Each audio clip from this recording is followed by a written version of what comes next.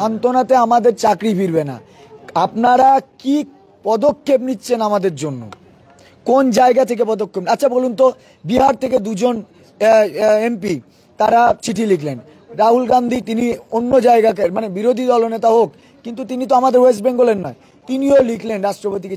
আচ্ছা আমাদের রাজ্যের রাজ্য সরকারের পক্ষের এমপিরা বা আমাদের বিরোধী পক্ষের যারা এমপিরা তারা কি এই বিষয়ে কোনো লিগালি সাউন্ড করেছেন?